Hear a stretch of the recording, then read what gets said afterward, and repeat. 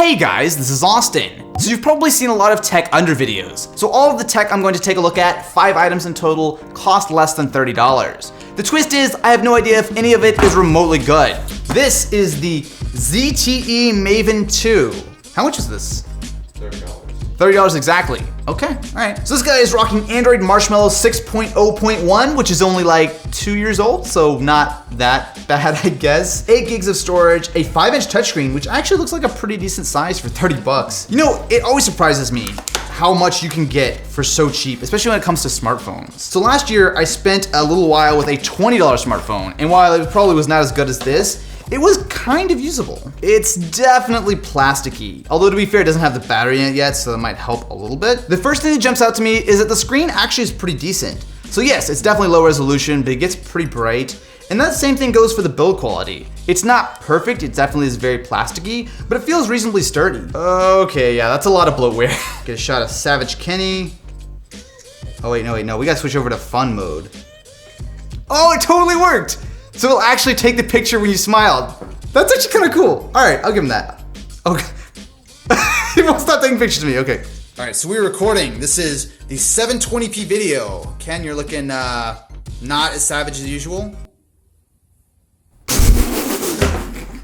I'm done. So, is the Maven 2 worth the 30 bucks? Yeah. When I saw a $30 smartphone, I had pretty low expectations. Well, you consider that this is 1/20th the price of a flagship, and it does basically everything. Maybe it's not quite as fast or not quite as sexy, but at the end of the day, it's hard to argue with a smartphone at this price. All right, so that actually wasn't bad. What do we have for item number 2?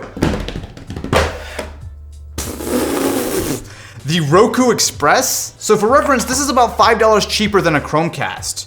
So we have the Express itself, which kind of looks like an IR receiver. We also have a USB wall adapter, some batteries, and what you don't get with a Chromecast is an actual remote. This is actually a lot of stuff for $30. I will say that navigating through the interface actually is reasonably snappy.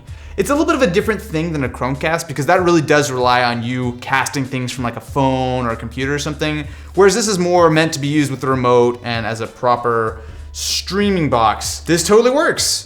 So there's really not that much exciting about the Roku Express. For 30 bucks, you are getting a pretty solid standalone experience. Oh boy.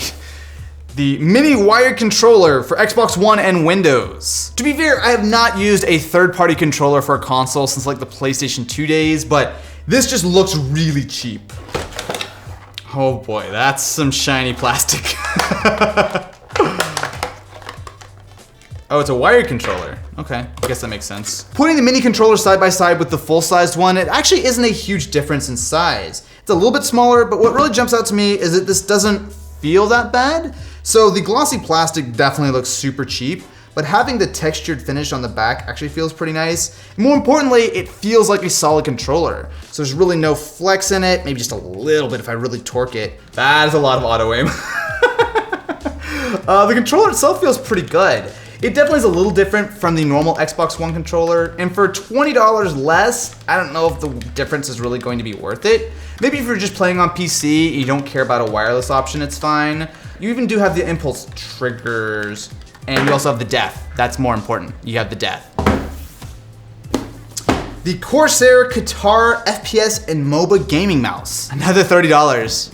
Actually, you did a good job of getting everything exactly on point. So we have 4 programmable buttons, and we also have on-the-fly DPI tuning. That sounds exciting. For $30 though, if this actually isn't too bad, that's gonna be pretty solid for a gaming mouse. That actually feels pretty good. So the entire thing is coated in a sort of soft touch rubber. Oh yeah, that actually feels pretty good. It's a little bit on the smaller side though. What really jumps out to me is that this feels a lot better than most sort of cheap low-end mice. The tracking is nice and responsive, and I think it might be a little bit on the smaller side for some people, but more importantly, it feels really nice. So far, I actually think we've been doing pretty good, but it's time to see what the final item is. Mr. Bolito. Cinderella girl. Haha, very funny. Lightning AirPods? Oh. Cool, something I actually want to do a video on. The Sony MDR VX110, a powerful, high quality sound. How much were these? 14. 14? All right. 14 bucks it is. It's been a while since I've tried cheap headphones, and even those were usually earbuds. So, oh, the folding mechanism actually doesn't feel that bad. I mean, they're definitely cheap in plastic, but for 14 bucks, you really shouldn't expect anything too crazy. Pull out our super cool ZTE Maven. Probably not the greatest headphone amp, but I'm curious.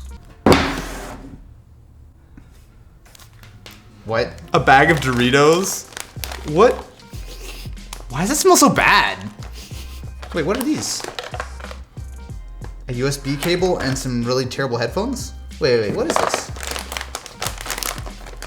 While you're crunching on the boldest snack in the universe, plug your headphones straight into the front of the bag. Play and rock out to songs from Marvel Studios' Guardians of the Galaxy soundtrack. There's a headphone jack on the bag? Okay, hold on. So I just plug it in and just do it?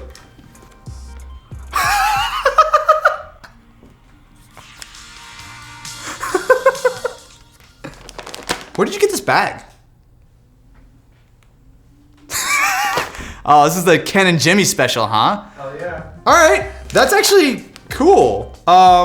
So the headphones sound good when you plug them into a bag of Doritos. Something I never thought I would say. Okay, that was actually kind of cool. Let me try it with some real music. So, are these going to match really expensive headphones? Absolutely not. But especially if you're coming from something like a headphone that's included with your phone, these sound a lot nicer. There's a little bit of lack of clarity, especially when you get toward the bassier side of things, but for $14, this actually might be my favorite thing here. As always, I'll have links to all of this stuff in the description of this video, with the possible exception of the Doritos bag, which I don't think costs $30 anymore. But let me know in the comments, which one of these pieces of tech would you guys pick up for 30 bucks? Let me know in the comments below, and I will catch you on the next one.